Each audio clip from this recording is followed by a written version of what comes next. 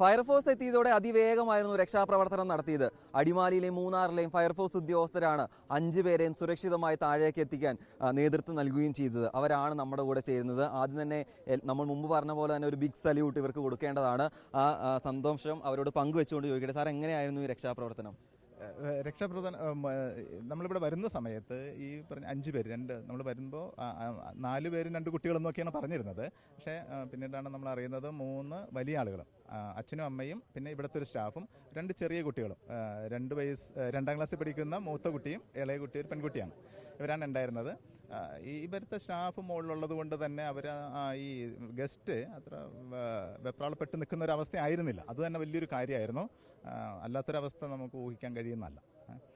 പിന്നെ നമ്മൾ വരുമ്പോൾ ഇവിടുത്തെ തന്നെ ഒരു അച്ചു എന്ന് പറഞ്ഞ അദ്ദേഹം ഈ റോപ്പ് ഒക്കെ സെറ്റ് ചെയ്തിട്ടുണ്ടായിരുന്നു. അദ്ദേഹം അഡ്വഞ്ചർ ട്രെയിനിങ് കിട്ടിയിട്ടുള്ളതായതുകൊണ്ട് റോപ്പൊക്കെ സെറ്റ് ചെയ്തിരുന്നു. അപ്പോൾ അതുകൊണ്ട് അത്രയും പണി നമുക്ക് എടുക്കണം.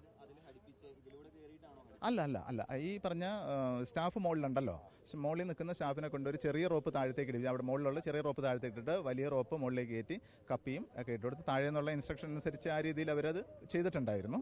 അതുകൊണ്ട് വലിയ റോപ്പിൽ സേഫ്റ്റി ഹാർനസ് ഉപയോഗിച്ചുകൊണ്ട് റോപ്പിൽ മുകളിൽ കയറുകയാണ് ചെയ്തത്.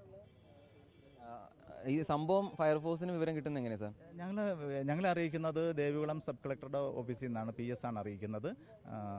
അപ്പം സാറ് പറഞ്ഞത് ഇതായിരുന്നു, ഇങ്ങനെ ഒരു 1.5 മണിക്കൂറോളമായി അവർ മുകളിൽ കുടുങ്ങിയിട്ട് നിങ്ങളൊന്ന് പോയി നോക്കാൻ പറഞ്ഞതാണ്.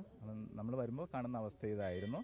നമ്മളെ മറ്റാരും ഒന്നും അറിയിച്ചിരുന്നില്ല നേരത്തെ തന്നെ. ആദ്യം വിവരം കിട്ടുവാണെങ്കിൽ കുറച്ചും കൂടി വേഗം നേരത്തെ ആകാം. പിന്നെ ഇത് ഇവര് സുരക്ഷിതമായി മുകളിൽ ഇരിക്കുന്നത് കൊണ്ട് ഈ ടൈം ഡിലേ എന്ന് പറയുന്നത് റെഡിയാക്കി താഴേക്ക് ഇറക്കാം എന്നുള്ളവരായിരുന്നു അവർ. ഇതിന്റെ കംപ്ലൈന്റ് പരിഹരിച്ചിട്ട് താഴെ ഇറക്കാന്നുള്ളതായിരിക്കും അവരുടെ ഒരു ധാരണ. അതുകൊണ്ടാണ് അവർ അറിയിക്കാതിരുന്നത്. ആരായാലും അങ്ങനെ ആയിരിക്കുമല്ലോ ചെയ്യുന്നത്. ഓക്കെ.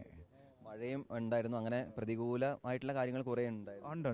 ഉണ്ട്. അതെ. ഒരു ചിരി കണ്ടപ്പോഴാണ് എല്ലാവർക്കും ഒരു ആശ്വാസം. കാരണം ഒരു 3-4 മണിക്കൂർ എല്ലാവരും മുൾമുനയിൽ നിൽക്കുകയായിരുന്നു. അതെ. അത് പോരുന്ന വഴിക്ക് നമ്മൾ മുകളിൽ ചെന്നതിന് ശേഷവും കുട്ടിയെ കുറച്ച് ഇതാക്കാൻ വേണ്ടി, അതായത് ചെല്ലുമ്പോൾ കരച്ചിലായിരുന്നു കുട്ടി. അപ്പോൾ കുട്ടീനെ കരയേണ്ട, ഐസ്ക്രീം വാങ്ങിച്ചു തരാം എന്നൊക്കെ പറഞ്ഞ് താഴേക്കാളുള്ള കാഴ്ചകളൊക്കെ കാണിച്ചു കൊടുത്ത് കുട്ടിയോട് കൂടുതൽ സമയം ഇങ്ങനെ സംസാരിച്ച് കുട്ടിയെ പേടിയിൽ നിന്ന് മാറ്റിയിട്ടാണ് നമ്മൾ താഴേക്ക് കൊണ്ടുവന്നത്. പിന്നെ നമ്മൾ ചേർത്ത് പിടിച്ചിരിക്കുകയല്ലേ, കുട്ടിക്ക് പേടിക്കേണ്ട കാര്യമില്ല.